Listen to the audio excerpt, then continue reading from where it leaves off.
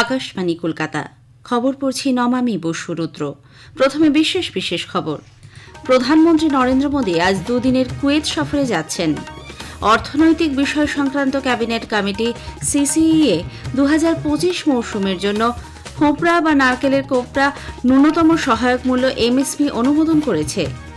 অর্থমন্ত্রী আজ জয়সালমীরে অনুষ্ঠিত জিএসটি কাউন্সিলের 55তম বৈঠকে সভাপতিত্ব করবেন। উত্তর পূর্বাঞ্চলীয় পরিষদ এনইসির 72তম পূর্ণাঙ্গ বৈঠকে আজ পৌরোহিত্য করবেন কেন্দ্রীয় স্বরাষ্ট্রমন্ত্রী।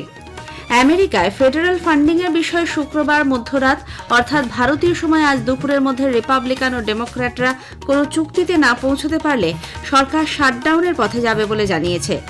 ভারত অনূর্ধ্ব 19 এশিয়া কাপ ক্রিকেটের ফাইনালে উঠেছে। আসছে বিস্তারিত খবরে। প্রধানমন্ত্রী নরেন্দ্র মোদী আজ দুদিনে কুয়েত সফরে যাচ্ছেন।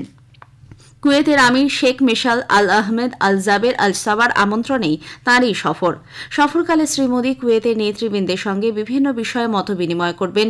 সে দেশে বসবাসকারী ভারতীয়দের সঙ্গেও আজ তিনি এক বৈঠকে মিলিত হবেন। এছাড়া একটি লেবার ক্যাম্পও তাঁর পরিদর্শন করার কথা। কুয়েতের আমিরের বিশেষ অতিথি হিসেবে শ্রী মোদী 26তম আরব গালফ কাপের আনুষ্ঠানিক উদ্বোধনী অনুষ্ঠানে তাঁর যোগ দেবেন। আগামীকাল প্রধানমন্ত্রীকে বায়ান প্রাসাদে আনুষ্ঠানিকভাবে গার্ড অফ অনার প্রদান করা হবে। এরপর তিনি কুয়েতের আমির ও যুবরাজের সঙ্গে পৃথক বৈঠকে মিলিত হবেন। কুয়েতের প্রধানমন্ত্রীর সঙ্গেও তাঁর প্রতিনিধি পর্যায়ের বৈঠক করার কর্মসূচি রয়েছে। উল্লেখ্য, 43 বছর পর কোনো ভারতীয় প্রধানমন্ত্রী উপসাগরীয় এই দেশ সফরে যাচ্ছেন। কুয়েত বর্তমানে উপসাগরীয় সহযোগিতা পরিষদের সভাপতির দায়িত্বে রয়েছে। প্রধানমন্ত্রীর এই সফর শুধুমাত্র যে দ্বিপাক্ষিক সম্পর্ক আরও মজবুত করবে তাই নয়, বৃহত্তর ক্ষেত্রে উপসাগরীয় অঞ্চলের দেশগুলির সঙ্গেও ভারতের সম্পর্ক আরও নিবিড় করে তুলতে সহায়ক হবে।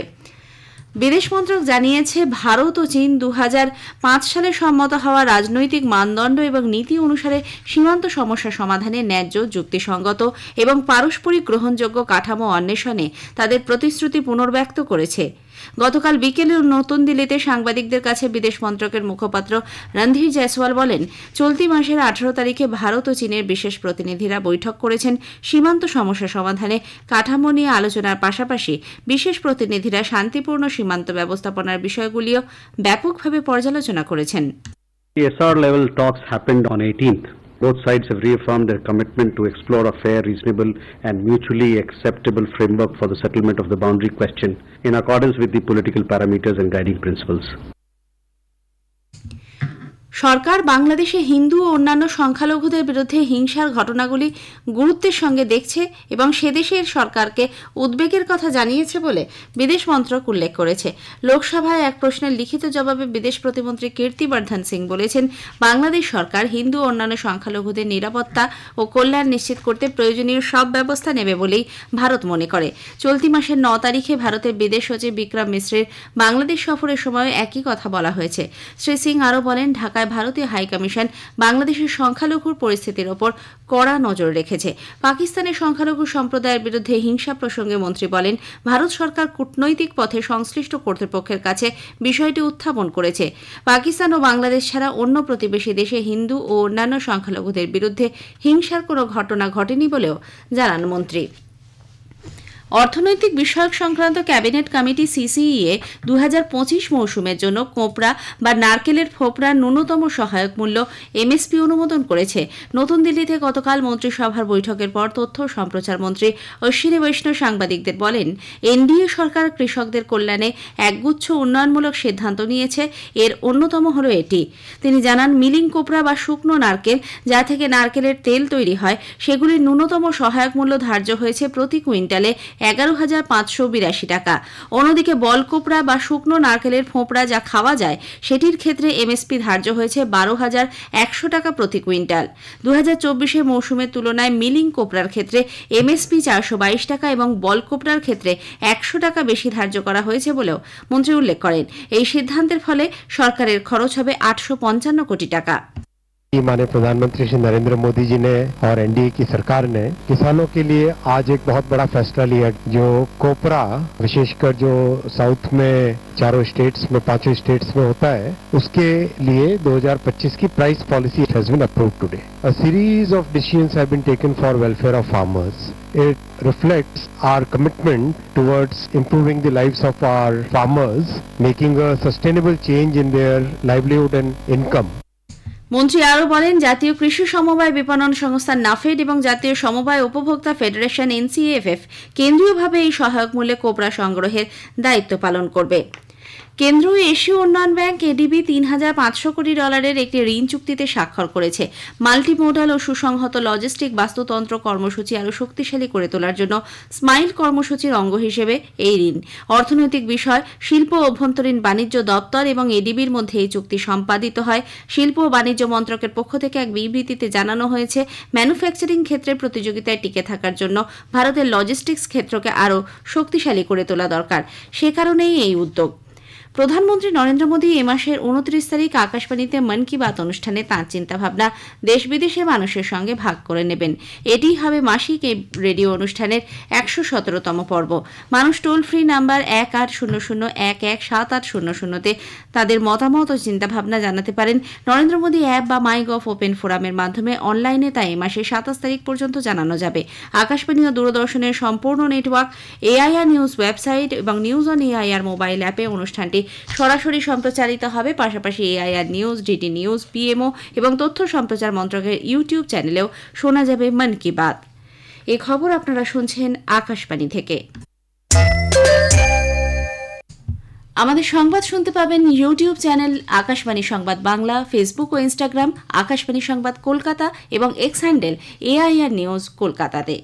কেন্দ্রীয় স্বরাষ্ট্রমন্ত্রী অমিত শাহ আজ উত্তর পূর্বাঞ্চলীয় পরিষদ এনইসির 72তম পূর্ণাঙ্গ বৈঠকে পৌরোহিত্য করবেন।